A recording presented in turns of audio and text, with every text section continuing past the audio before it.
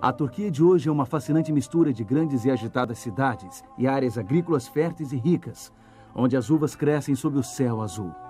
Seu povo é trabalhador e receptivo aos estrangeiros. Os turistas vêm aqui para conhecerem cidades da história bíblica ou para percorrerem locais que um dia dominaram a paisagem da antiga Anatólia.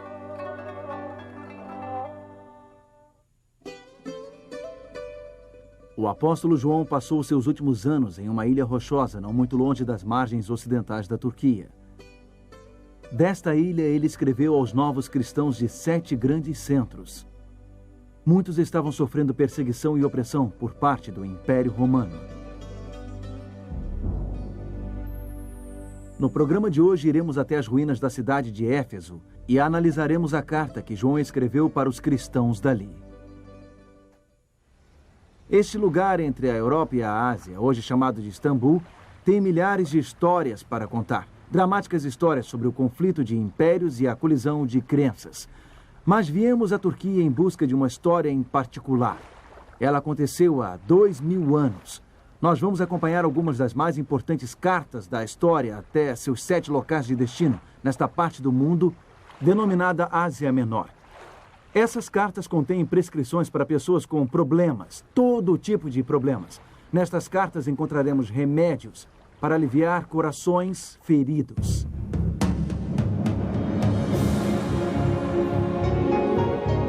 Ele permaneceu através dos tempos.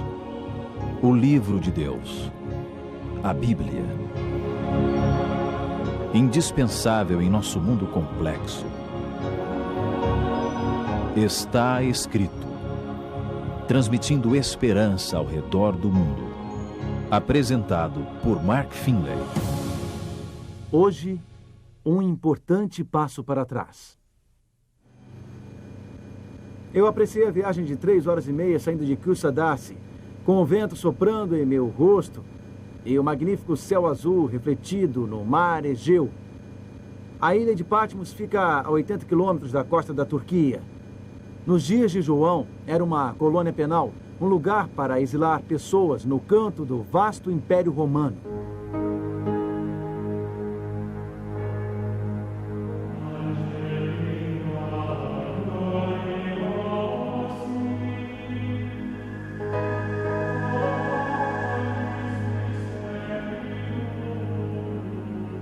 Aqui, nesta ilha solitária e deserta, com apenas 15 quilômetros de comprimento, os oficiais do Império Romano exilaram um homem chamado João. Ele era um homem idoso e não representava nenhuma ameaça à lei e à ordem. Mas os oficiais romanos temiam o que João tinha visto e ouvido. Seus olhos ainda brilhavam com a visão do homem mais revolucionário da história humana. João foi um dos discípulos de Jesus Cristo, um discípulo dedicado. Ele não conseguia parar de falar sobre ele. Ele não conseguia parar de falar sobre o reino de amor e graça de Cristo, mesmo quando isso significou opor-se ao culto ao imperador de Roma. Assim, em sua velhice, João se viu sozinho nesta ilha rochosa, afastado de seus companheiros crentes, afastado das igrejas que ele havia fundado. Mas um dia este exilado recebeu um visitante. Não foi ninguém que os soldados romanos permitiram visitá-lo.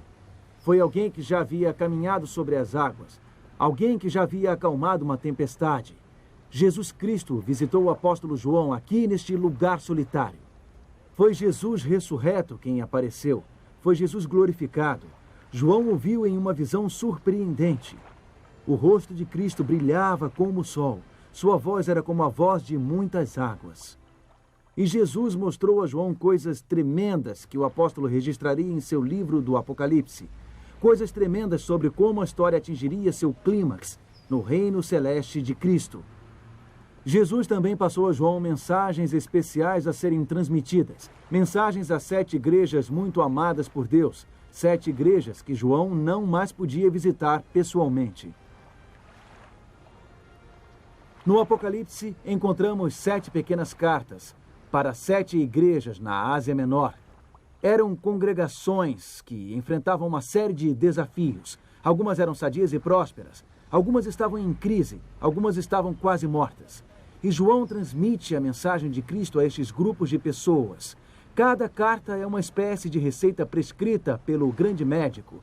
Jesus está dizendo, é isto que deviam fazer. É assim que podem solucionar o problema. Bom, uma prescrição do maior médico da história é algo muito valioso.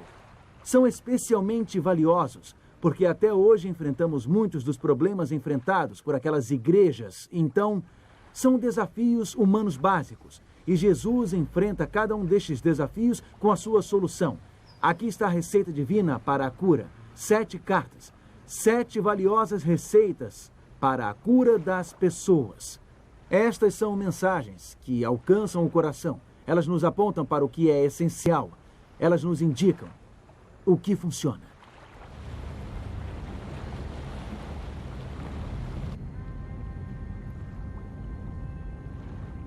Existem 2 razões por que vemos esta parte do mundo. Primeiro, apesar das 7 igrejas indicadas no Apocalipse não mais existirem, a mensagem que o nosso Senhor lhes deu é relevante agora, para o novo milênio.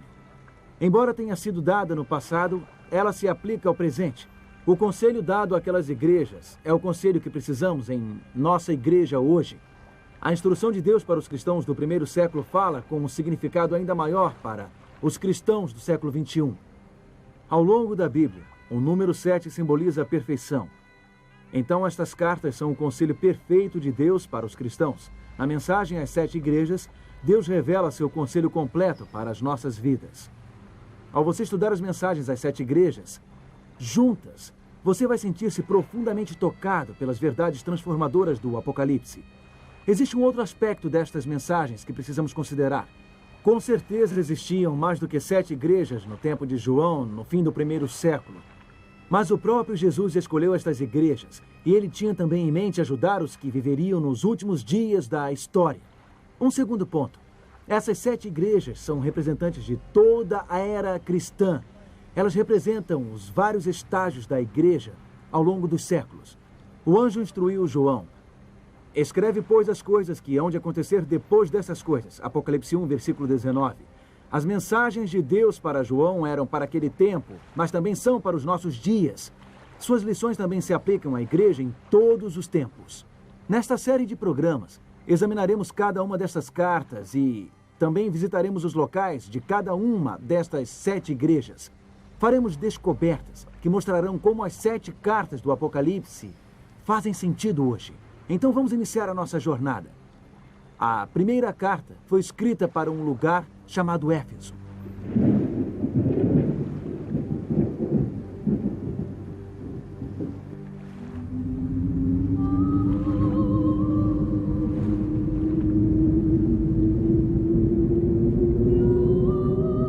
Éfeso era uma das cidades mais orgulhosas do Império Romano. Orgulhosa de sua grande biblioteca e teatro e do famoso templo de Ártemis. Era a capital da Ásia Menor e um centro comercial importante. Hoje é considerada a cidade antiga mais bem conservada da Turquia, embora seja apenas um reflexo de seu glorioso passado. As belas e grandiosas ruínas ainda atraem muitos turistas que apreciam sua beleza, apesar dos danos causados pelo tempo. Arqueólogos tentam reconstruir como deve ter sido a vida aqui nos dias do apóstolo Paulo e de João, pois ambos viveram aqui. Éfeso possui uma história extraordinária. A palavra Éfeso significa desejável. A igreja no século I se destacou por seu zelo e pureza doutrinária. Cheios do Espírito Santo, os cristãos do Novo Testamento falavam de Cristo em toda parte. As forças do inferno foram abaladas, milhares aceitaram a Cristo. Falando sobre o rápido crescimento do cristianismo, um escritor romano disse: "Vocês estão em toda parte, em nosso exército, em nossa marinha, em nossas lojas, em nossas escolas, em nossas prisões, em nossas casas. Vocês estão até mesmo em nosso Senado." Nos primeiros séculos, o cristianismo cresceu rapidamente. O grande teatro de Éfeso comportava 25.000 pessoas. Ele costumava ficar lotado para as peças dos escritores clássicos gregos e romanos. Um dia, há muito tempo, essas pedras ecoaram altos gritos, clamores apaixonados, mas não eram as vozes dos atores. Uma multidão furiosa havia se reunido. Eles gritavam: "Grande é a Diana dos Efésios." Cada vez mais alto, eles repetiam estas palavras no frenesi. A multidão havia trazido 2 cristãos para cá, 2 companheiros do apóstolo Paulo. Os efésios entraram em pânico ao ouvirem falar do evangelho que Paulo pregava. Representava uma ameaça para a deusa deles, Diana, mais conhecida pelo seu nome grego Ártemis. O templo de Ártemis, em Éfeso, era uma das 7 maravilhas do mundo antigo. Os efésios tinham muito orgulho de sua deusa local, cultuada, segundo afirmavam, no mundo inteiro. É por isso que eles manifestaram sua oposição a esta nova doutrina, esta nova fé. Eles tinham certeza de que estavam do lado certo, o lado da deusa Ártemis. Então, como eles expressaram sua lealdade? Eles queriam matar os 2 cristãos naquela mesma hora. Como estrangeiros ousaram desafiar a grande Ártemis. Felizmente, o sacerdote da cidade conseguiu impedir a multidão de cometer um crime. Ele os convenceu de que se tivessem algo contra alguém, eles deveriam levar a queixa para o tribunal. O que os efésios pagãos demonstraram neste teatro é que você pode gritar bem alto as suas ideias e estar convencido de ter razão e ainda assim continuar vazio por dentro. Vazio de amor, vazio de graça. A primeira carta no livro de Apocalipse é a mensagem de Cristo à igreja de Éfeso. E Jesus aborda justamente este problema que atormentava os pagãos. Ele lida com o problema de esbravejar em nome da verdade, defender firmemente a verdade, porém permanecendo vazio por dentro. Só que Jesus está se dirigindo a crentes, aos crentes de Éfeso. Esta igreja, a Basílica de São João, foi construída em homenagem ao apóstolo pelo imperador Justino no VI século. A tradição diz que os restos mortais do apóstolo foram enterrados bem aqui, a seu próprio pedido. A carta aos Efésios é a mensagem de Cristo de que o que aconteceu no teatro, muitos gritos, porém pouco conteúdo, também acontecia aqui, na igreja cristã. Vamos observar esta carta. Ela encontra-se em Apocalipse, capítulo 2, começando com o verso 2. Conheço as tuas obras, tanto o teu labor como a tua perseverança, e que não podes suportar homens maus, e que puseste à prova os que a si mesmos se declaram apóstolos e não são, e os achaste mentirosos, e tens perseverança e suportaste provas por causa do meu nome, e não te deixaste esmorecer. Esta era a força dos crentes em Éfeso. Eles eram sérios, eles eram atentos, eles eram zelosos, eles não toleravam transgressores, eles expunham falsos apóstolos, eles sabiam separar a verdade do erro. O versículo 6 reconhece que os cristãos efésios odiavam as obras de uma seita conhecida como Nicolaítas. Estes crentes defendiam firmemente a verdade, a doutrina correta. Eles eram contra a acomodação. Eles viam os erros com clareza, mas o que eles não viam muito bem era o que estava acontecendo em seus corações. Ouça o versículo 4. Tenho, porém, contra ti que abandonaste o teu primeiro amor. Os efésios haviam perdido o seu primeiro amor. Quando eles aceitaram Cristo e experimentaram a sua graça, Deus lhe encheu de amor. Isto é o que acontece com as pessoas que aceitam a Cristo. Eles se enchem de devoção a Cristo. Mas agora, depois de algum tempo, esse primeiro amor havia esfriado. Eles ainda defendiam a verdade da graça de Deus. Eles se tornaram habilidosos em expor qualquer um que se desviasse da doutrina correta. Mas eles não estavam mais agindo em amor. E, como consequência, estavam correndo o risco de se tornarem como aquelas pessoas no teatro, esbravejando em defesa de uma causa, proclamando sua lealdade, porém vazias e frias por dentro.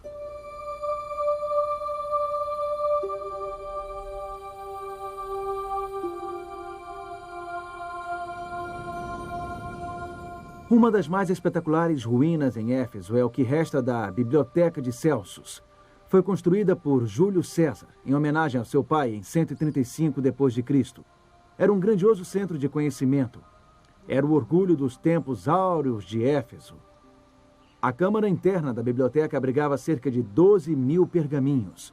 Um muro externo, construído em volta da câmara, criava um espaço de ar que mantinha temperatura e umidade constantes. Havia muito conhecimento armazenado neste local. Podemos dizer que havia muita verdade preservada aqui. Infelizmente, a biblioteca foi destruída por invasores bárbaros no ano 262 d.C. Não sobrou nada de todo aquele conhecimento acumulado. a não ser esta magnífica fachada e uma carcaça vazia. A carta do Apocalipse enviada para este lugar nos alerta para não termos o mesmo destino. Podemos acumular um monte de conhecimento correto, podemos ter todas as doutrinas certas e mesmo assim acabarmos vazios, apenas uma casca. Você perdeu o seu primeiro amor. Esse é o problema. Este é o diagnóstico do grande médico. Então, que solução Jesus oferece? O próspero povo de Éfeso costumava andar nesta avenida chamada Rua do Porto, tocando os seus negócios. Como você sabe, esta cidade era um centro comercial muito importante. Esta rua de pedras tinha 500 metros de comprimento. Ela ia do teatro até o antigo porto da cidade. Ao longo desta rua podiam ser vistas vilas romanas com locais de banho exóticos e luxuosos. Pessoas ativas e bem-sucedidas costumavam fazer uma coisa por instinto. Estavam sempre querendo mais, sempre tentando progredir, sempre pensando em avançar.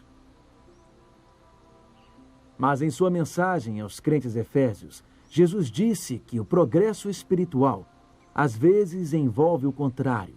Em Apocalipse capítulo 2 e versículo 5, encontramos a recomendação de Cristo. Lembra-te, pois, onde caíste. Arrepende-te e volta à prática das primeiras obras. O que Cristo está dizendo é o seguinte: você precisa retroceder para avançar. Precisa voltar à sua antiga devoção. Precisa voltar ao primeiro amor. Precisa voltar a ser o que era logo depois de ter conhecido a Deus. Precisa fazer o que costumava fazer, as primeiras obras. Você tem avançado pelas avenidas da vida. Você está seguro de que está do lado certo, no caminho certo, na verdade. Mas às vezes é preciso retroceder na caminhada para que haja progresso. Às vezes precisamos parar com as nossas atividades em prol da verdade. Precisamos parar com a nossa marcha para a frente, sempre correndo, sempre ocupados. Precisamos nos lembrar de como era quando recebemos a dádiva do primeiro amor, assim que aceitamos o Senhor, assim que respondemos ao seu chamado com pura devoção.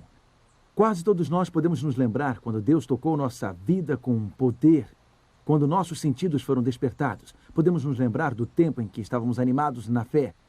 E muitos de nós achamos que não poderemos experimentar isto novamente, que não conseguiremos reacender aquele entusiasmo juvenil ou aquela antiga devoção ou a intensidade daquelas experiências.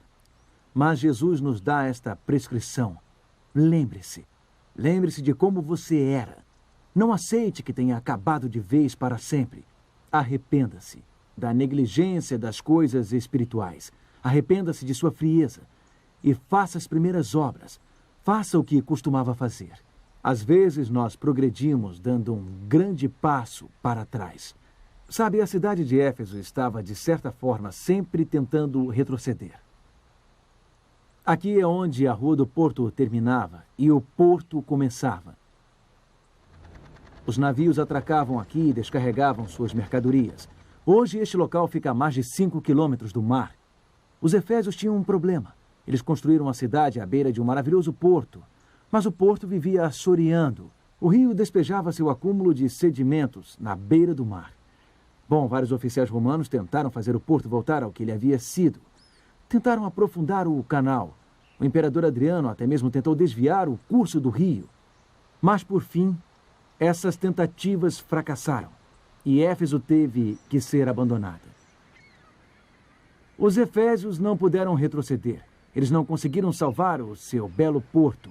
Hoje, o porto de Kyusadashi é o mais próximo acesso marítimo. O vale assoreado destruiu um maravilhoso acesso comercial. A cidade teve que se mudar. O tempo não pode voltar. Mas na vida espiritual, nós podemos voltar atrás. E podemos fazer isso graças a Cristo, a água da vida. Podemos enfraquecer na fé. E podemos perder a nossa devoção. Mas Cristo não muda. A água da vida não se altera. Como Hebreus capítulo 13, versículo 8 nos diz, Jesus Cristo, ontem e hoje é o mesmo e o será para sempre. Cristo ainda é capaz de nos inspirar intensa devoção, ainda é capaz de nos encher de amor.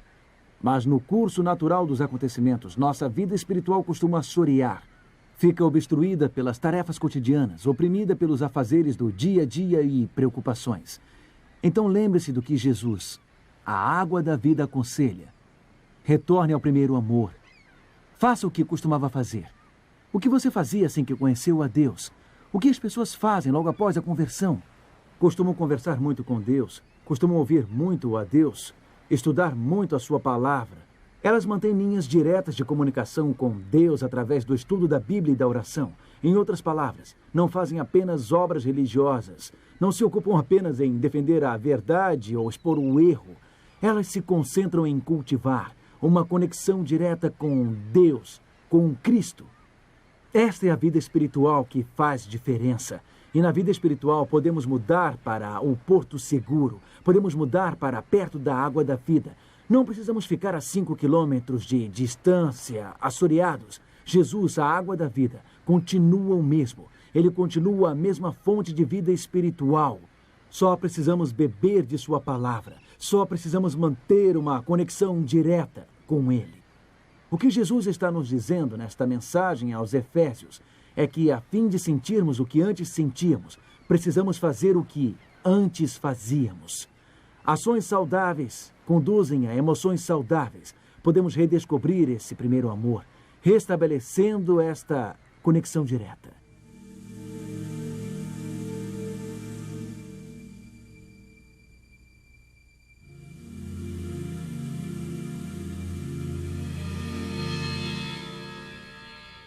Este é o local do antigo e glorioso Templo de Ártemis. A construção original tinha 130 metros de comprimento e 18 metros de altura, com 120 colunas. Infelizmente, esta única coluna é tudo o que resta de uma das 7 maravilhas do mundo antigo.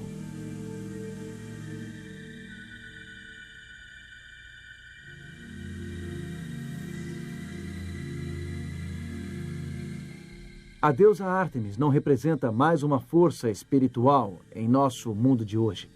Podemos ver sua imagem no museu, a representação da deusa da fertilidade.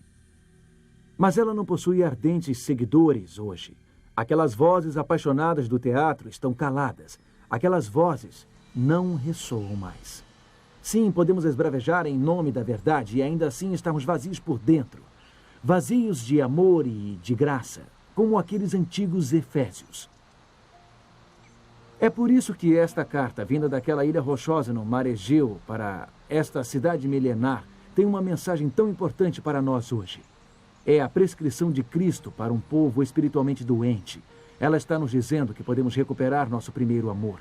Está nos dizendo que podemos progredir ao darmos um grande passo para trás. Está nos dizendo que podemos lembrar, podemos mudar. Podemos fazer as primeiras obras, podemos fazer o que fazíamos.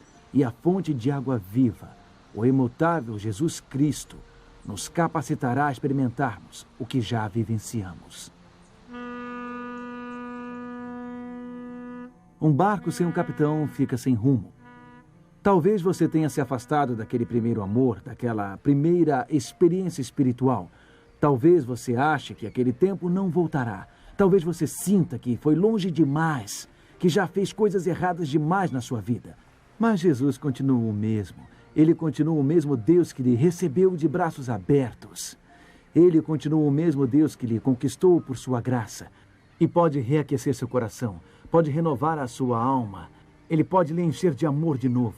Mas você precisa se aproximar da água da vida, a fim de sentir o que você sentia antes. Precisa fazer o que fazia antes. Tem que se dispor a restabelecer esta conexão direta com Ele, através do estudo da Bíblia e da oração. Tem que passar algum tempo com Ele. Você tem que se dispor a fazer as coisas que costumava fazer. Por que não assumir este compromisso? Por que não dizer a Jesus bem agora que você voltará a orar todo dia, que você buscará comunhão com Ele? Por que não dizer a Ele bem agora que você irá ler a sua palavra e seguir a sua vontade? Por que não fazer isso agora? Tome esta decisão enquanto oramos. Querido Pai, muito obrigado por se preocupar tanto conosco. Muito obrigado por teus conselhos de amor. Nos arrependemos de nossa frieza, de nossa indiferença. Queremos retornar àquele primeiro amor, àquela proximidade com o Senhor. Por favor, ajude-nos a adquirir o hábito de passar cada dia de tempo de qualidade contigo. Ajude-nos a desenvolver uma comunicação genuína contigo através da oração. Obrigado em nome de Jesus, nosso Senhor e Salvador. Amém.